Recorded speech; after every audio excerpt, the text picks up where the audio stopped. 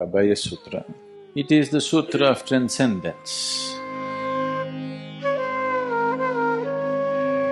So, this also leads to a state of nirbhaya or fearlessness. If you are not so physical, there is not much fear in you. But the Devi Sutra is more like a protection.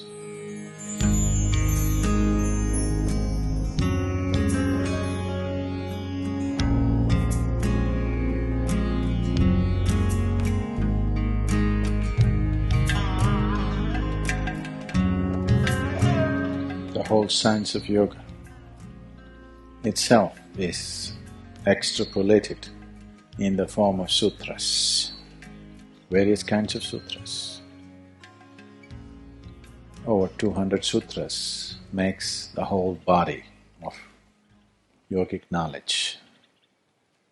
So when they say sutra, in that context, they're talking about just the basic. When the Yoga Sutras, when we say Yoga Sutras, when Patanjali kind of assimilated Yoga Sutras, sutra means a thread. He gave only the thread. He left the responsibility, the mastery and the artistry of making the garland to each master. The sutra is same, the thread is same, but what kind of garland you make out of it is different. There can never be a garland without the thread, but nobody ever wears a garland for the sake of the thread. We wear the garland for the flowers that it bears. You can put flowers on it, you can put beads on it, you can put pearls on it, you could put diamonds on it. But without the thread, there is no garland. But you never wear the garland for the sake of the thread. Thread is vital, but that's not it is not a purpose by itself, it's not a goal by itself. So, we found many other ways to use the thread. You have heard of Mangal Sutra? You tied one? Okay.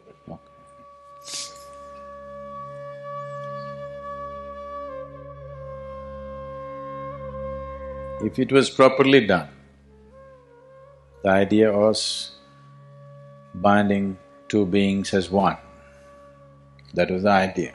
Today it's just become a ritual, that's different. But if someone is there who knows how to do this, you mix up the two DNAs in such a way that energy-wise they cannot be separated. Doesn't matter what happens. Many things may happen in the course of life. You may quarrel over big things, you may quarrel over petty things, but you cannot separate because the energies are bound in a certain way. You have to tear yourself apart, that's the only way you can go. It's not like shedding your clothes, it's like peeling your skin off.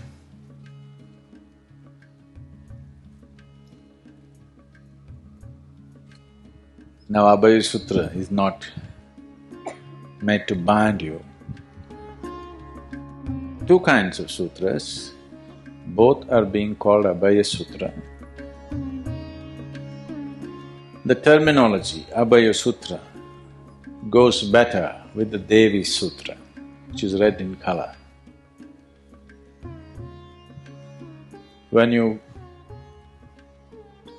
get the sutra for the Panchabhuta Aradhana, which is connected to the Dhyana Linga, it is more to enhance certain dimensions of who you are, fundamentally to enhance the spiritual dimension. then why is it being called Abhaya Sutra? You need to understand Bhaya means fear. The basis of fear is your physicality. If you are not physical, would you have fear? Would you? No. It is the limitations of the physical which causes fear. If you are not at all physical, you wouldn't be fearful of anything, isn't it? So in that context, it is Abhaya. But essentially, it is the sutra of transcendence. But we did not want to use too many names. You'll get confused, So, this also leads to a state of nirbhaya or fearlessness.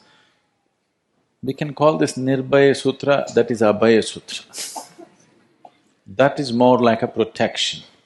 This is to enhance the spiritual dimension of who you are so that you become less physical. If you are not so physical, there is not much fear in you. But the Devi Sutra is more like a protection.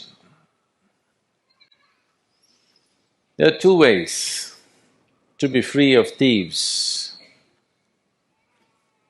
If you're always afraid a burglar may come into your house and steal, one way is to put a guard outside. Another way is not to have anything and nobody will come. Even if you invite him, he won't come, he'll go somewhere else. So this is his way, nothing, so nobody will come, so fearless. There, you want to put a guard, you still have stuff, you want a guard. I see many hands which have both, that's good.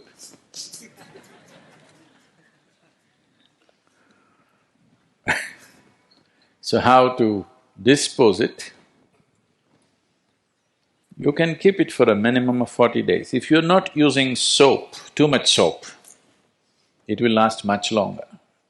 If you're using a lot of soap, at least for 40 days it will remain vibrant. If you're using only cold water, it will last much longer. If you're having bath with warm water, at least 40 days it will last. It is… if the thread maintains its tenacity, then it will maintain the energy. So somewhere between 40 to 60 days, if it's just become a thread, there's no point wearing thread and walking around. So you can take it off and put it somewhere where it'll disintegrate easily. Usually the tradition is to dig a small hole near a plant and put it because it gets watered and within 3 days it will be gone.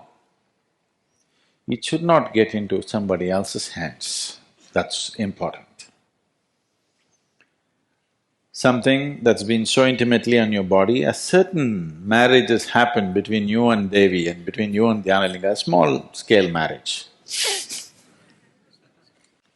When that has happened, it's best that it should not get into somebody else's hands. If they know how to use it, they can finger you. So you must always bury it.